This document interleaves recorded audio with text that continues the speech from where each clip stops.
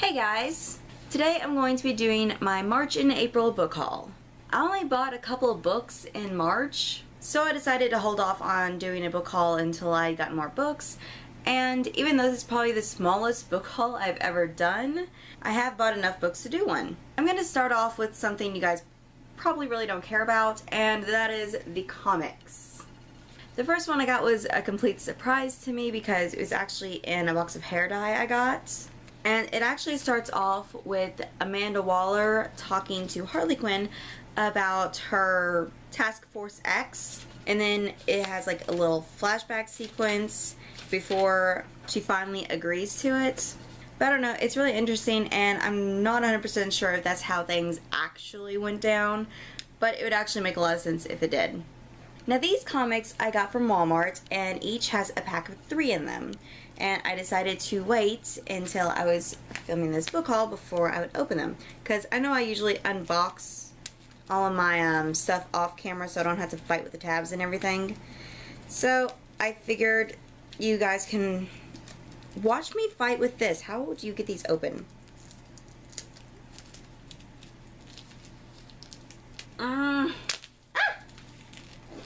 I got it. So I have no clue what comics are going to be in these, because on the back it shows you the first comic in the thing, and then it has the others hidden. So the first one we have is DC Universe Rebirth Harley Quinn Volume 1. Then we have Batman Eternal, which doesn't make any sense since it's Batgirl on the cover, but yeah, I'm not sure if this is a single volume or what, because it doesn't say. Then we have Lobo, he killed his own people, now find out why. I have never heard of Lobo, so I'm not too excited about this one. Now on to the second pack. There's actually a little hole in this one, so it should be easier to open. I say that while I still struggle. Okay. The first one is The Black Vault DC Universe Rebirth Suicide Squad Volume 1. Then we have Future's End. And I've never heard of this one either, but it looks very, very creepy. Like mad scientist creepy. Then we have Injustice League 3000. That is going to be interesting. I wonder if this goes along with the Injustice video game. Huh. I'll have to look into that. And as you guys have probably guessed, my whole reason for buying these comics in the first place is because of Harley Quinn. So I'll definitely be reading those 2 comics, and I may read these other ones. I'm not sure yet, because I'm not really a big fan of comics, but I want to give them a second try since it's been like years since I've even actually attempted to read comics.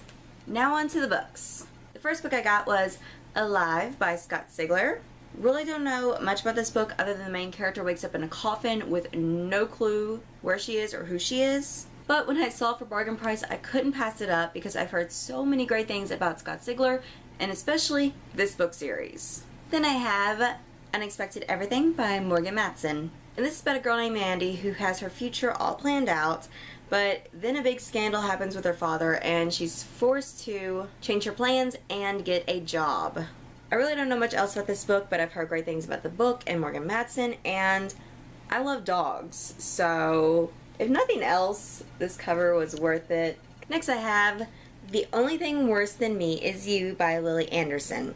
And the first thing that caught my attention on this book is the cover. My favorite thing about this book is the fact that the main character, Trixie, is obsessed with comic books. And for her senior year, her only to knock Ben West, who's 3rd in her class, down a notch, academically of course, and to get a set of Doctor Who figurines. But Trixie and Ben don't really get along, and it takes her best friend and his best friend getting together for them to even be civil with each other. But then her best friend is kicked out of school and Trixie is calling foul play. So just from the summary, I think there's going to be a lot more drama involved in this book than there needs to be. And I wasn't 100% sure if I was actually going to buy it, but when I was in the bookstore and I was actually thinking about it, I was like, if I don't buy this book, I'm going to regret it. So here it is. Next up, I have Loki's Wolf by K.L. Armstrong, which is Kelly Armstrong, and M.A. Marr. And I don't know who she is. I have always had an obsession with mythology, so as soon as I saw the title, I was gonna pick up this book. And then I learned the main character was a descendant of Thor, which Loki is my favorite Norse god, but Thor's a close second. Next up is Crave the Mark by Veronica Roth. I bought this book when it first came out and I cannot remember all the details about it. I just know that the main character is being used and exploited by her brother because of her powers. Then next up, I have a book that I won off Goodreads. Come Sundown by Nora Roberts, and this is actually an ARC. It does not come out until June 6th. And my main reason for wanting to get this book is because I read a few of Nora Roberts' books before, and I just really didn't care for them. But that was years ago, and I'm sure her writing has grown a lot since then, and my reading taste has changed a lot since then, so I decided that I needed to give her books another shot. And of course, this wouldn't be a good book haul if I hadn't bought a couple of books from the book outlets. First up, I have Swarm by Scott Westerfeld. I have not read Zeros yet, but I love the concept of the series, so when I saw this for cheap, I couldn't not get it.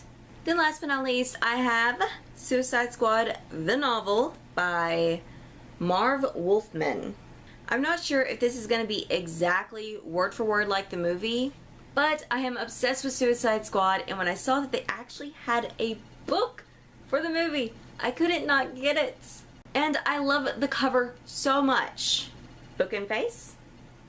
Well, these are all the books and comics that I bought in the month of March and April. Thank you guys so much for watching, and I'll see you next time.